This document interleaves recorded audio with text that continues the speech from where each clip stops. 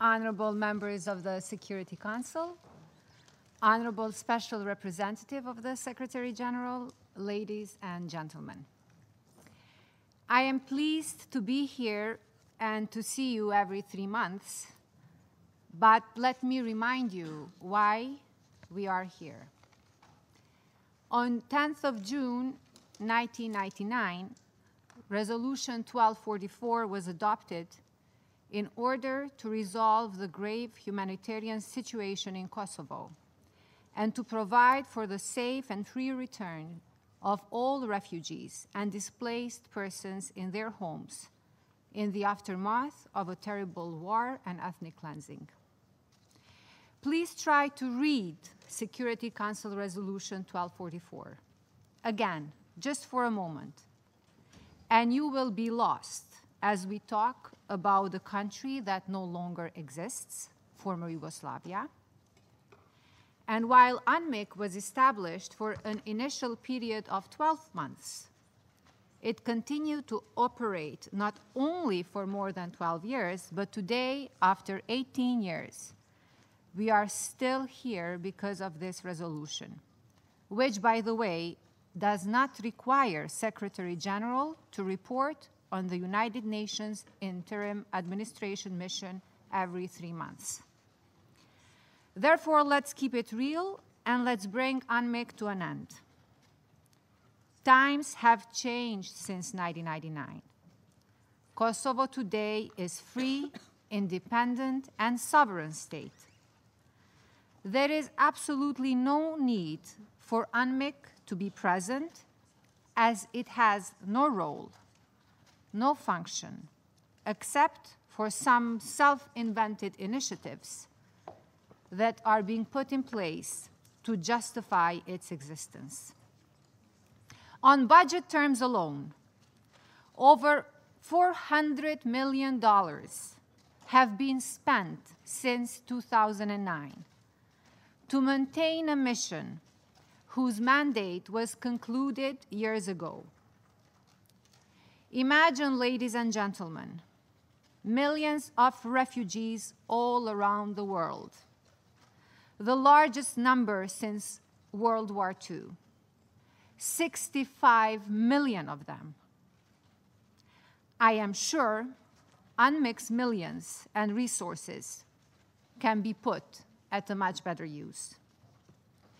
It is sad to use your taxpayers' money for a repetitive and not very thoughtful projects.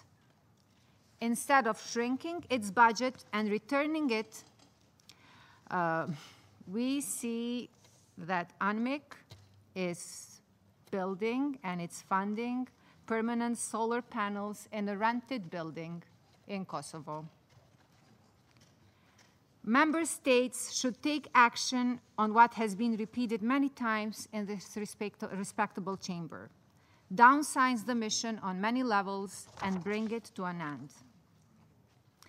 Furthermore, at a time when the world is facing serious challenges and crises across all continents, we come here and take your valuable time just because our northern neighbor insists on a charade. Just last month, Western Balkan leaders met in Trieste to discuss economic cooperation between our countries. Now, in Berlin, process forums and meetings, Kosovo is an equal member. When we meet in Berlin, Vienna, or Paris, Serbia and Kosovo share the same table as equals, as two states. Our flag standing next to theirs is not a problem for Serbia. So the question is, why do they insist on asymmetry in this format here? Why is this dichotomy being tolerated when it is clearly being misused to project an image that does not match the reality? In fact, can you guess what would happen tomorrow if this meeting did not take place today? Let me tell you, nothing would. I know that. My colleagues from Belgrade know that. We all know that. I find it not only unnecessary, but also irresponsible from our side to come here and bother you with useless debates at a time when your attention is needed to address real challenges and problems where UN has an important role to play. Kosovo, in the meantime, held democratic elections on June 11th for the third time since our independence. And these were the most successful, competitive, and peaceful ones to the date. The turnout was especially high amongst the Serbian community. International observers noted that Kosovo's parliamentary elections met the highest international standards, with the exception of northern Kosovo, where local Serbian leaders faced pressure and threats, often from the Serbian state itself. After elections, as in all democracies, we are now in a phase of creation of government. As we speak today, the parliamentary constituent session continues to meet, reaching the quota for electing its bodies and later the government. Despite obvious disagreements and differences, all political parties in Kosovo share one common objective, that of Euro-Atlantic integration. On this, you can rest assured.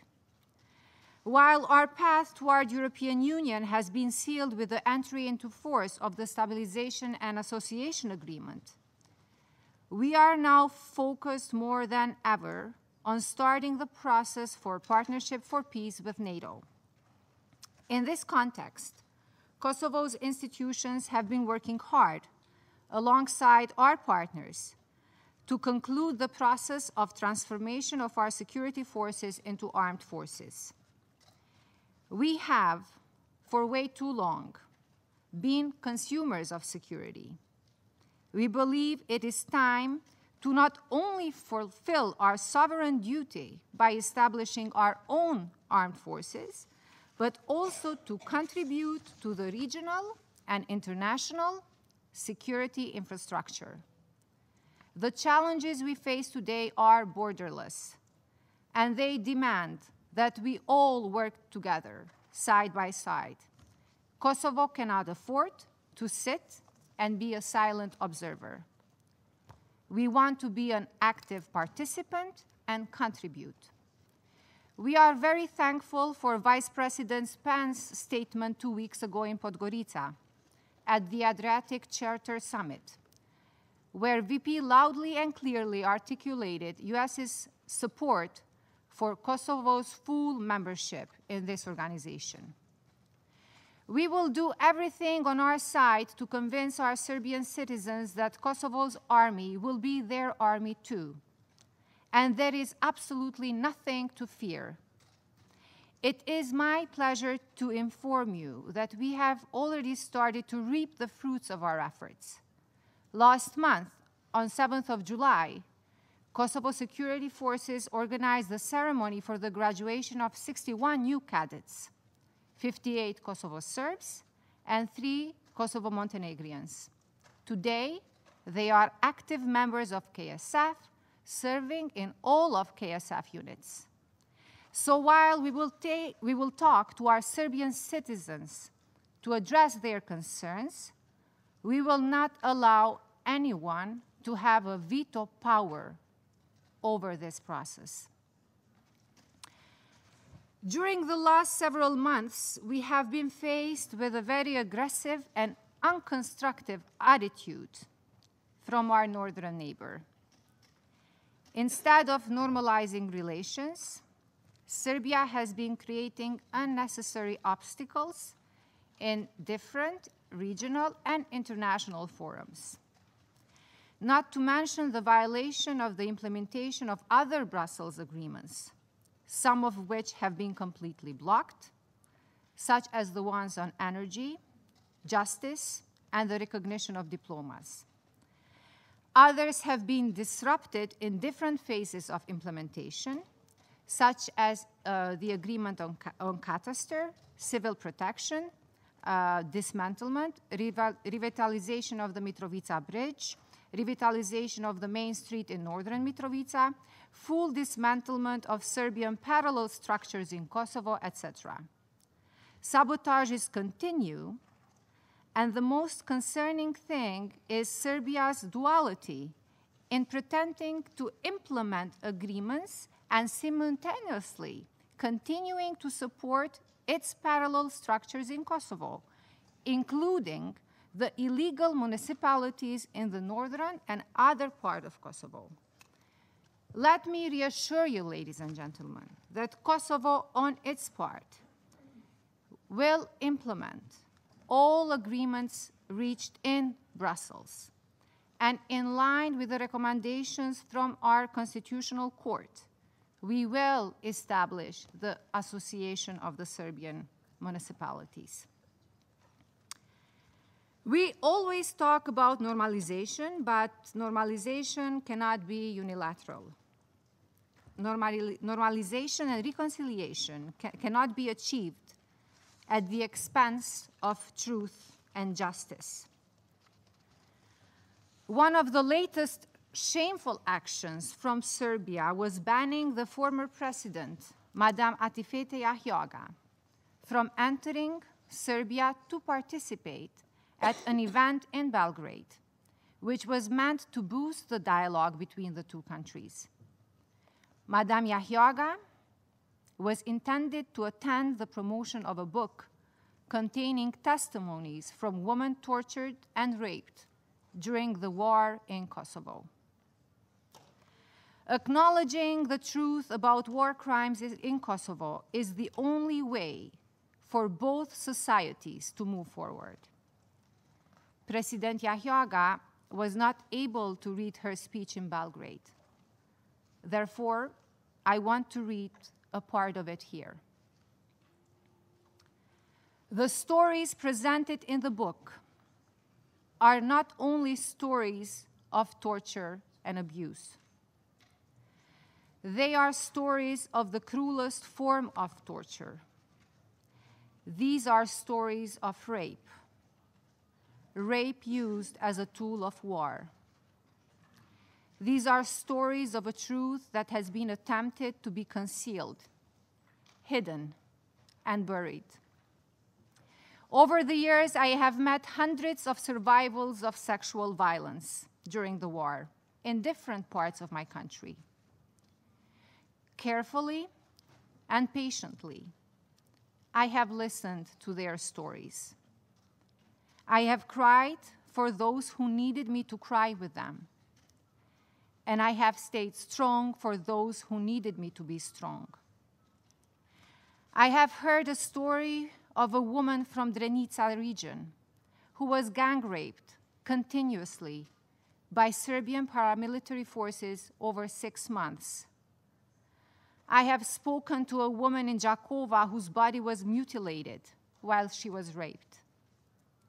Just recently, I met the child of a war rape victim who died without receiving the justice she hoped for so many years. I truly hope that you read this book, share it with your family and friends, ask your government to punish the perpetrators, and call for reconciliation with your neighbors. We shall not let anyone to keep us hostage of the past. The victims of these crimes will never be able to find peace unless the perpetrators of these crimes are brought to justice. This is a precondition for long-lasting peace, good neighborly relations, and stable future for the next generations. The future of our countries lies in our hands. Let it be future of reconciliation and peace. End of quotation. Ladies and gentlemen, no trial, no allegation, no insinuation, and certainly no speech today can change the history. The war in Kosovo happened in front of the eyes of the world, in front of the eyes of this chamber. That's why the world decided to act. Any attempt to rewrite history will fail. Kosovo Liberation Army is not a terrorist organization. It is the most successful liberation movement in the recent history. Vlora Citaku and Ramush Haradinaj didn't travel to Belgrade to fight. They fought in their homes, in their country, with the aim of protecting civilians and liberating a nation. So while we fuel this kind of narratives, fake narratives, it is difficult to imagine how one is being sincere about the past. Serbia needs to deal with its own past, not only because of Kosovo, because you know what? Kosovo has its own path now. We are free. We are independent. And that will never change. But Serbia needs to deal with its own past only and also because of the sake of their children, of their future. And denying Kosovo citizens the right to exist as a state because I am Albanian. I've heard that before. Actually, there was an entire operation to deport us from Kosovo because we were Albanians. Does that mean I have to go and live in Albania? Kosovo is a state that belongs to all its citizens, Albanians, Serbs, Montenegrins, Roma, Turks, Bosnians. It belongs to all of us. And no one will ever tell me again that just because I'm an Albanian, I don't deserve to live there. We have lived there with centuries, and I don't want to give you a long lesson on history because I'm sure you're not here for that. But if you go for summer holidays, you can find a book. There are so many books by professionals, academics, who tell the story of Albanians in the Balkans. Ladies and gentlemen,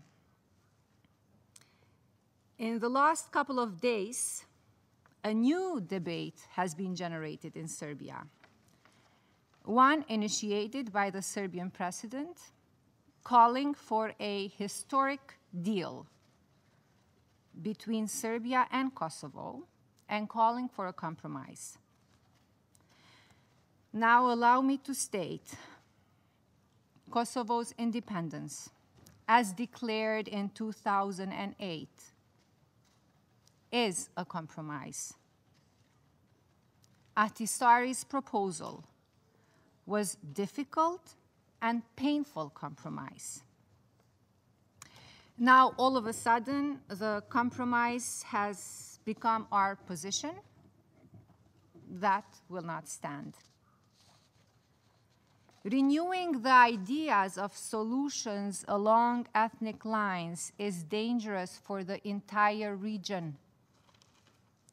If we reject multiculturalism and ethnic diversity within our own states, within our own borders, then how on earth do we plan to exist and coexist in the European Union, much less in ever interdependent and ever interconnected world. Allow me to say it loud and clear. Kosovo and its independence is not a temporary project. Kosovo is here to stay forever. Normalization and reconciliation cannot be achieved through partition and subjugation. Ladies and gentlemen, this debate doesn't do justice to what Kosovo is today. I would be remiss not to mention that Kosovo has emerged as a place where youth excels in many fields on daily basis. Just last month, 6 youngsters from Kosovo, 3 girls and 3 boys from Bonevat Makerspace, constructed Europe's first teen-built electric car in Jakova. This extraordinary example of ingenuity not only makes us proud of the youth that we have, but these teens themselves, through their innovation, educate all of us about becoming more aware of our surroundings and environment. DokuFest, the biggest cultural event in Kosovo, took place last week in the beautiful city of Prizren. Even though Kosovo, because of the circumstances, did not have a film school for many years, it managed to develop and host one of the top 10 international documentary and film festivals in the world. DokuFest each year grows larger and brings people together to work and collaborate with not only the best producers and artists from the region, but from across the world, placing Kosovo where it belongs, on the world stage. As the slogan of this year's edition of DokuFest suggests, future is not dead for Kosovars. It is very much alive. And this future is alive for all of its citizens. Albanians, Serbs, and the rest. It is unfortunate that this chamber is being misused to promote narratives and to fuel hate in our own domestic audiences. It is true that some Serbs left Kosovo after the war, the same way they left from Croatia or Bosnia or Serbia itself. But to wave here numbers that are simply not true is not correct.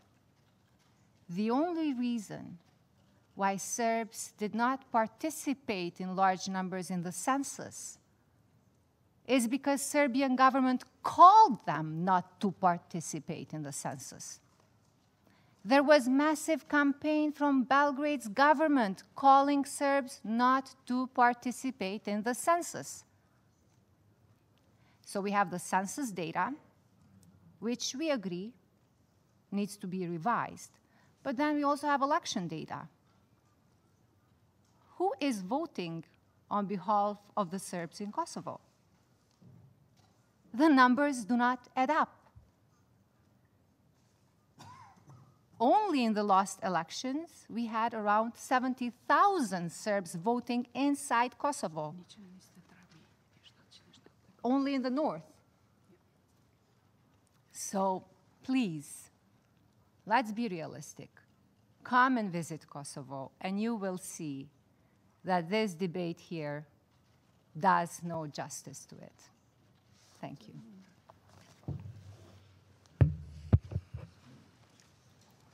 أشكر السيدة تشيتاكو على بيانها. أعطي الكلمة الآن إلى أعضاء مجلس الأمن، وأعطي الكلمة إلى السيدة ممثلة السويد، فتتفضل.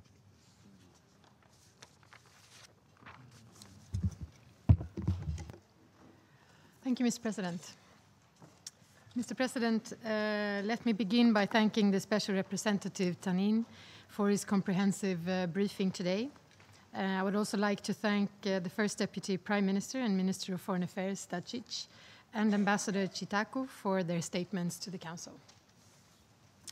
Mr. President, clear and undeniable progress has been achieved in Kosovo since the end of the conflict, now almost 2 decades ago. However, building peaceful and prosperous societies requires constant vigilance and unwavering commitment by all political leaders, as well as from the international community that stands with them. We welcome that the early elections in June were genuinely competitive and peaceful in most parts of Kosovo, while we regret the incidents that took place in certain Serbian majority municipalities. We now look forward to the completion of the constitutive session of the Assembly and the formation of a government. A new government needs to swiftly start implementing reforms to the benefit of the people living in Kosovo.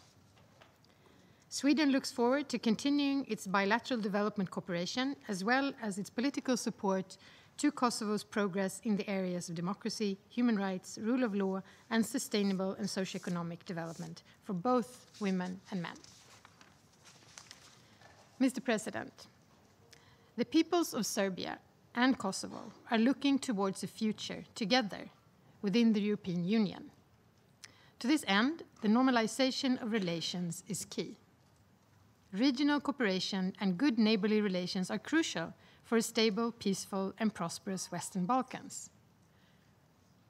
Pristina and Belgrade need to re-engage and revitalize the EU-facilitated dialogue.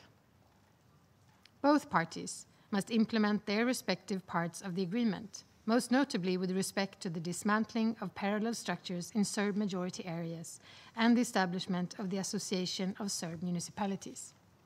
It is essential that the status issue does not hinder Kosovo on its European path or prevent its membership of international organizations.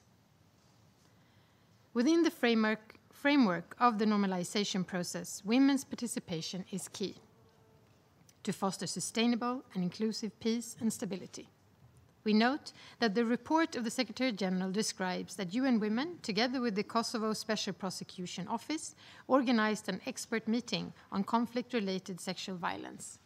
Sweden would welcome if the next report of the Secretary General could include reporting on these matters, as well as gender-aggregated data. Mr. President, the UN and UNMIK have made invaluable contributions to bring us where we are today. Present challenges, however, must be dealt with within the framework of the EU integration process, including together with EULEX. In concluding, we therefore reiterate our interest in receiving the SRSG Tanin's view on possible prospects to further downsize the mission's structure, size, and tasks, as well as the possibility to adjust the reporting and briefing period from 3 to 6 months. Thank you. أشكر السيدة ممثلة السويد على بيانها، وأعطي الكلمة إلى السيد ممثل الأوروغواي. فليتفضل. Muchas gracias. Agradezco al representante especial del secretario general y jefe de la UNMIK, señor Zahir Tanin, por su informe. Doy las gracias al señor ministro de Relaciones Exteriores de Serbia, Ivica Dacic, por su intervención y hago lo propio con la intervención de la señora Vlora Citaku.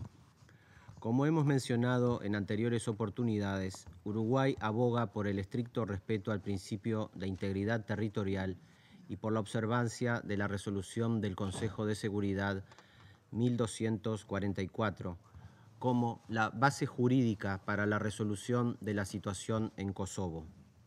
Quisiera comenzar por reconocer la importancia de la reunión oficiosa de alto nivel celebrada el pasado día 3 de julio, convocada por la alta representante de la Unión Europea para Asuntos Exteriores y Política de Seguridad, Federica Mogherini, y el compromiso de ambos líderes, lo cual constituye un primer paso para el reinicio del proceso de diálogo entre Belgrado y Pristina, luego de la pausa impuesta por la celebración de elecciones en Serbia y Kosovo.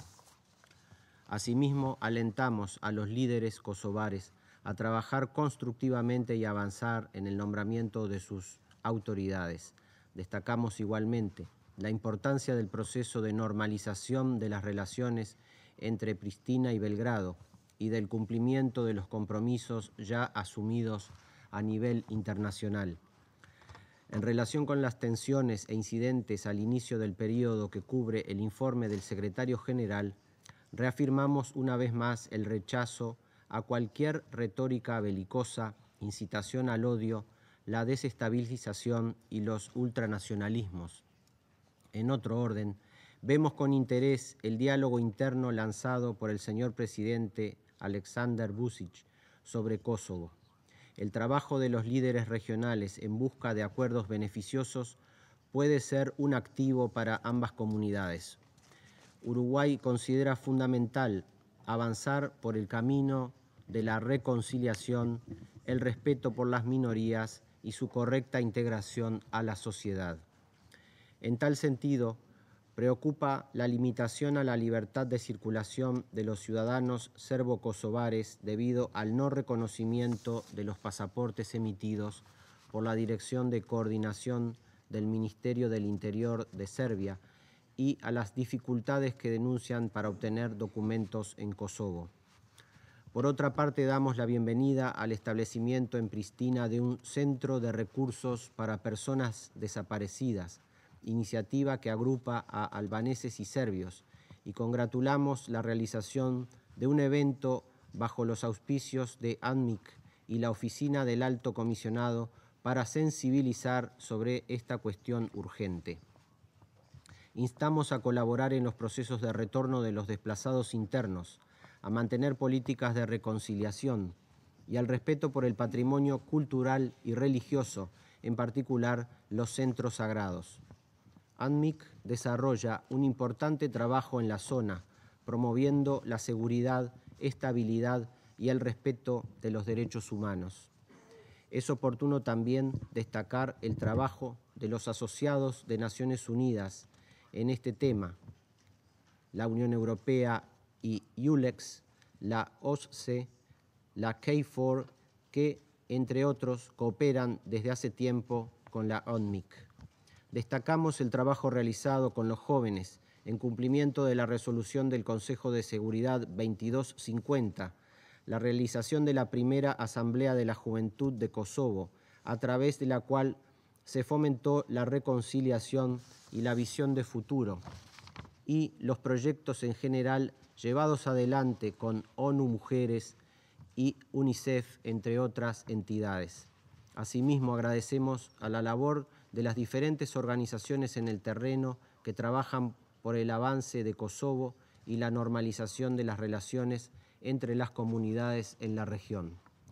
Finalmente, señor presidente, quisiéramos reconocer las expresiones del secretario general sobre el profundo pesar de las Naciones Unidas por el sufrimiento padecido por los habitantes de los campamentos de desplazados internos, donde se dieron casos de contaminación por plomo, y dar la bienvenida al establecimiento del Fondo Fiduciario para ejecutar proyectos de asistencia comunitaria, principalmente en Mitrovia Norte y Sur y en Leposavić, en beneficio de las comunidades romaní, ascalí y egiptana. Muchas gracias, señor presidente.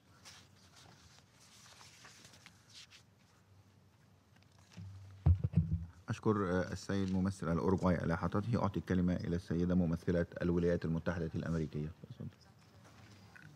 Thank you, Mr. President, and thank you, Special Representative Tanin, for your update on unmixed activities. I also want to recognize the participation of Minister Dacic and Ambassador Citaku here today. We congratulate Kosovo on holding successful democratic elections in June, which international observers confirmed were free, fair, and peaceful with only isolated irregularities related to voter participation. This is a clear demonstration of Kosovo's democratic maturation. Of note, there was significant turnout in predominantly Kosovo Serb municipalities, highlighting the progress made in integrating Kosovo Serbs into Kosovo's democratic process. Mr. President, the United States appreciates the UN's efforts over the past 2 decades to help Kosovo build multi-ethnic democratic institutions that uphold the rule of law and respect human rights. We also appreciate and support the European Union's vital role as facilitator of the Brussels dialogue. We call on leaders in both Belgrade and Pristina to continue taking the needed steps to revitalize these talks, to fully implement the dialogue agreements, and to normalize relations. Following the elections, Kosovo's leaders must now cooperate and form a government without delay. The United States is ready to work with Kosovo's newly elected representatives on our shared agenda, including advancing Kosovo's Euro-Atlantic integration by normalizing relations with Serbia via the EU-led dialogue process, resolving Kosovo's border with Montenegro to unlock visa-free travel to the EU, undertaking reforms to strengthen democratic governance and the rule of law and foster economic growth, and promoting a multi-ethnic, peaceful, and stable Kosovo. As we partner with the government of Kosovo, civil society organizations, and relevant local institutions in this effort, we are pleased that Kosovo's citizens in both the public and private sectors have demonstrated their capacity to work with partners in the international community to address remaining challenges. Mr. President, UNMIC represents a UN peacekeeping success story, but the mission has long outlived its reason for existing, as we've said before in this chamber. Given Kosovo's steady and consistent progress and maturity over the years, the United States reiterates our ongoing call for the Security Council to wind down and end the mission. We are long overdue in taking this step. As a first step, the reporting period for UNMIC should be expanded to every 6 months or longer. We also recommend that the Secretary General provide in his next report an assessment of where budget and staff reductions can be made, with a focus on reducing redundancy, since the government of Kosovo has long ago demonstrated its clear competency and capacity to govern. In line with our responsibility to ensure that all UN missions are responsive and relevant to the situation on the ground, this Council must take an honest look at Kosovo and recognize Kosovo's significant progress and development. It is hard to justify continuing to support this mission when we see more urgent and pressing needs for UN peacekeeping in other parts of the world. This much is very clear. We have achieved our goals in Kosovo, and it's time to wrap UNMIC up. Lastly, we reaffirm our support for Kosovo's efforts to develop into a prosperous and peaceful multi-ethnic democracy, and we continue to strongly support full international recognition of Kosovo and Kosovo's membership in all relevant international organizations, including the UN and Interpol. We encourage UN member states who have not yet done so to join the more than 110 UN members who have already recognized Kosovo as an independent state. Thank you, Mr. President. أشكر السيدة ممثلة الولايات المتحدة الأمريكية على بيانها، وأعطي الكلمة إلى السيد السفير ممثل إثيوبيا. Thank you, Mr. President. Mr. President, I would like to thank the Special Representative of Secretary General and Head of the United Nations Interim Administration Mission in Kosovo, Ambassador Zahir Tanin, for his comprehensive briefing on the latest development in Kosovo. Obviously, Ambassador Tanin, an old colleague, is facing a major challenge, but I must say it's a very worthy duty that he is called upon to discharge. let me take this opportunity to welcome also the presence of First Deputy Prime Minister and Foreign Minister, His Excellency Dacic, at today's meeting, and would also like to thank him, and also Ambassador Citaku for their respective statements. Statements which obviously were laden with a lot of emotion and passion. We respect both. The issues are not simple. Thus, the need for UNMIK in our view. Mr. President, our position on the issue at hand has always been consistent and clear. We reaffirm our support to the peaceful and amicable resolution of all outstanding issues between Belgrade and Pristina in accordance with the Brussels Agreement. We also welcome the ongoing efforts made by the European Union in facilitating the dialogue between Serbia and Kosovo. In this regard, we take note of the informal meeting between the leadership of the two sides in Brussels under the auspices of the EU High Representative and their commitment to work on starting a new phase of the dialogue. Nonetheless, we understand from the report of the Secretary General that there has been limited progress in the EU-facilitated dialogue between Belgrade and Pristina. It is particularly the lack of progress on some of the key provisions of the EU-facilitated agreements, including, among others, on the establishment of the association community of Serb-majority municipalities in Kosovo, which remains a source of concern. That is why we support the call made by the Secretary General on both parties